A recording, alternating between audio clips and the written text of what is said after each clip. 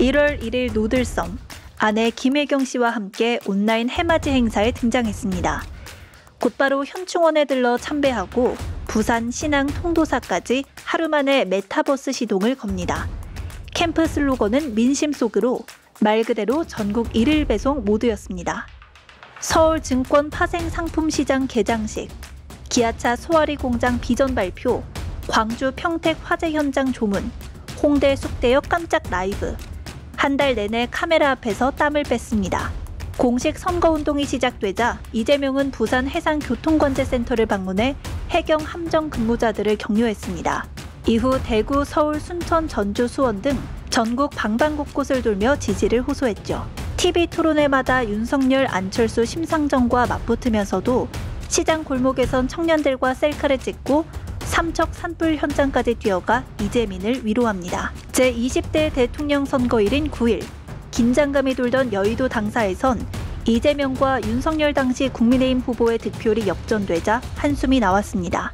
그리고 새벽, 패배가 확정되자 모든 것은 자신의 부족함 때문이라며 고개를 숙입니다. 그리고 바로 모든 책임은 부족한 후보에게 있다는 말과 함께 선대위를 해산합니다. 경찰이 김혜경 씨의 법인카드 사적 유용 의혹 수사에 착수한 사이 5월 8일, 이재명 후보는 인천 계양산 야외 공연장에서 국회의원 보궐선거 출마를 선언했습니다.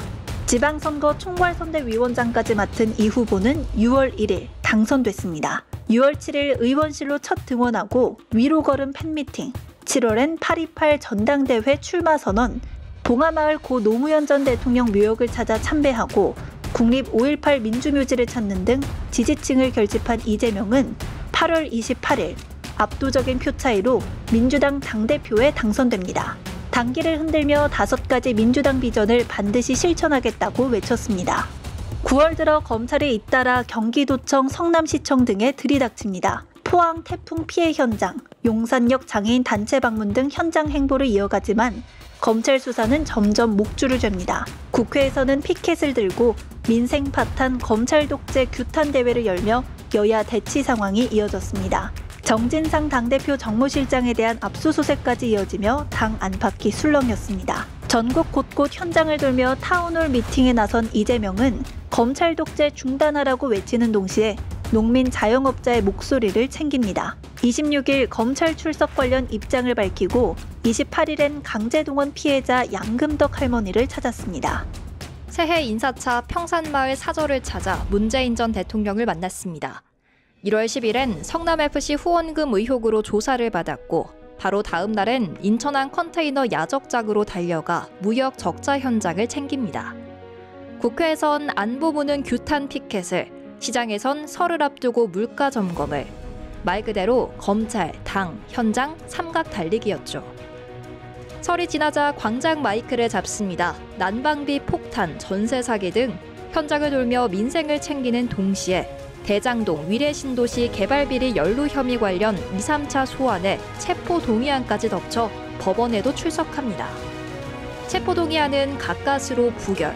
그는 검찰의 체포동의를 부결하게 해주신 많은 분들께 감사드린다는 말을 남겼습니다. 여름 장마가 터지자 수해 현장으로 장화를 끌고 달려가 물을 퍼내고 강릉 주문진 시장에선 오징어 한 점 입에 넣으며 오염수 관련 상인들의 의견을 듣습니다. 서울, 부산, 인천 각 도시마다 후쿠시마 반대 피켓 시위가 열리고 국회 계단은 아예 오염수 비상행동 천막이 됩니다. 8월 31일 취임 1주년 기자간담회에서 그는 사직생의 각오로 민주주의 파괴를 막아내겠다며 무기한 단식을 선언합니다. 천막을 치고 20일 가까이 버티는 동안 매일 저녁 촛불 문화제가 열리고 여야 의원, 종교계, 시민까지 줄줄이 면담을 이어갔습니다. 결국 9월 중순 탈수로 병원에 이송됐고 그 사이 국회는 체포동의안을 가결해버립니다.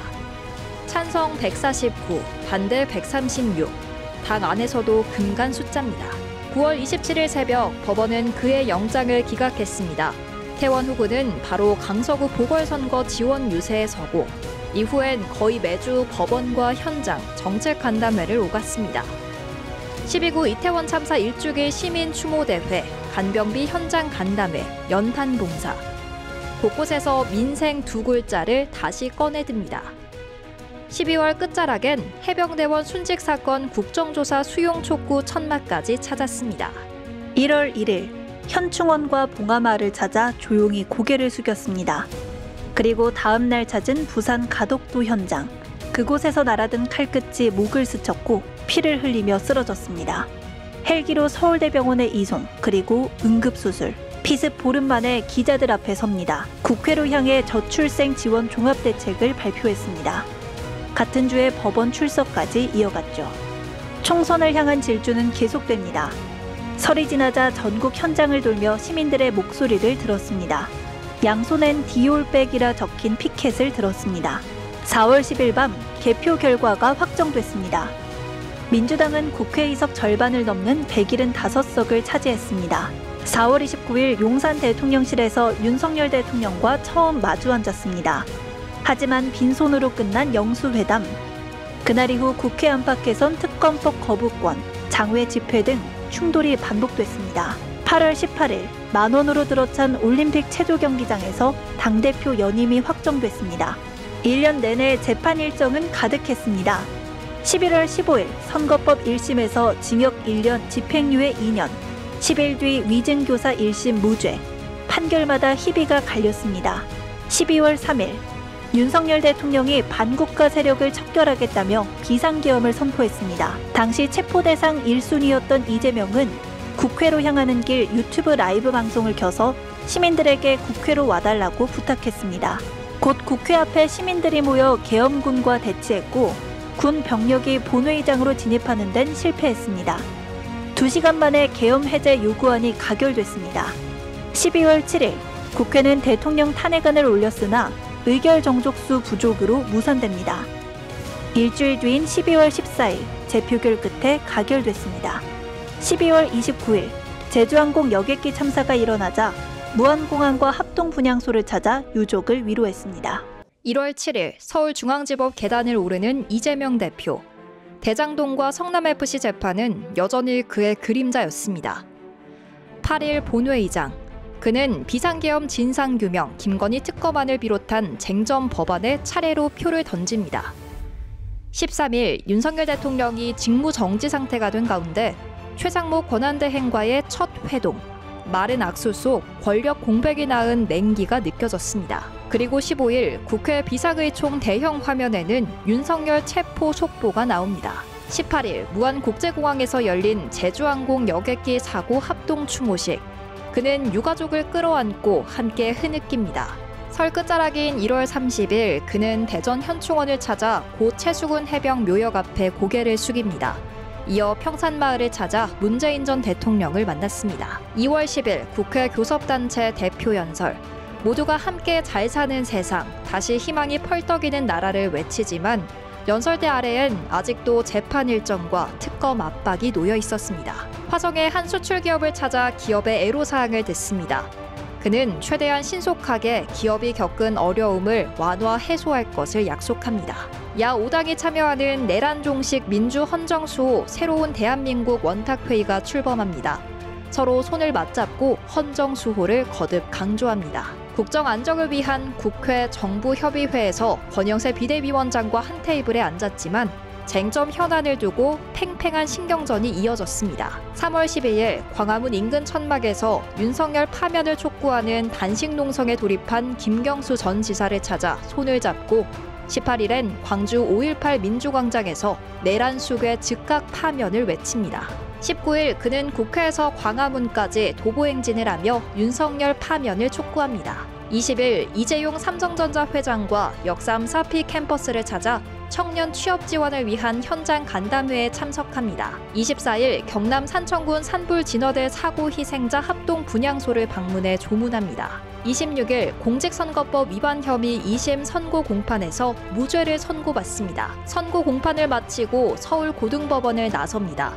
광화문 민주당 천막당사 앞에 모인 지지자들은 만세를 외칩니다. 선고 다음 날인 27일 경북 의성을 찾아 의성 산불 진화 헬기 추락으로 순직한 고 박현우 기장의 빈소를 찾고 28일엔 경남 산청군 산불 현장 지휘소를 찾아 관계자들을 격려합니다. 31일 방탄복을 입고 광화문 천막당사에서 열린 최고위에 참석해 윤석열을 파면하라는 구호를 외칩니다. 4월 4일 헌법재판소가 윤석열 전 대통령 파면을 인용합니다.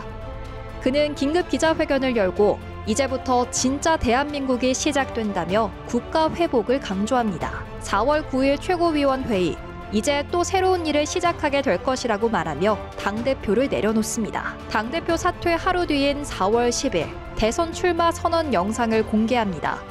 다음 날엔 대선 캠프를 공식 출범합니다. 4월 27일 킨텍스에서 열린 수도권, 강원, 제주 합동연설회, 당내 경선을 거쳐 김경수, 김동연 후보를 제치고 민주당 대선 후보로 선출됩니다. 30일 국회의원회관에서 진짜 대한민국 중앙선거대책위원회 출범식이 열립니다.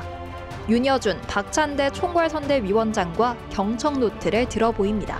슬기로운 퇴근 생활 직장인 간담회에 참석해 직장인들의 고충을 듣고 경기 포천시와 강원 인제군 등 거리를 찾아 골목골목 경청 투어를 합니다. 5월 12일 공식 선거운동이 시작됩니다. 광화문에서 출발해 광주 5.18 민주광장, 그리고 동탄까지 하루에 3도시. 14일엔 부산 서면 젊음의 거리에서 해양수도 비전을 약속하고 17일 광주 5.18 전야제를 찾습니다.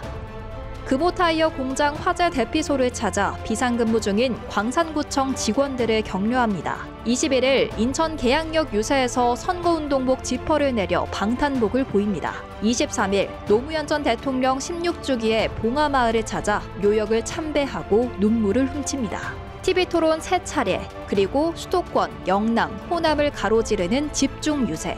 사전투표일을 나흘 앞둔 5월 25일 여의도 당사 기자간담회에서 그는 이렇게 말합니다. 서로를 미워하고 제거하려는 정치를 끝내야 합니다. 이번 대선의 주인공은 저 이재명이 아니라 주권자인 여러분입니다. 더 절실한 각오로 국민과 함께하겠습니다. 2025년 6월 3일 이재명 후보가 제21대 대통령으로 당선됩니다. 이재명 대통령의 최종 득표율은 49.42%, 1728만 7513표, 역대 대선 최다 득표입니다. 국민을 크게 통합시키는 대통령의 책임을 결코 잊지 않겠다고 당선 소감을 밝힌 이재명 대통령. 앞으로 그가 펼쳐나갈 대한민국의 5년을 기대해봅니다.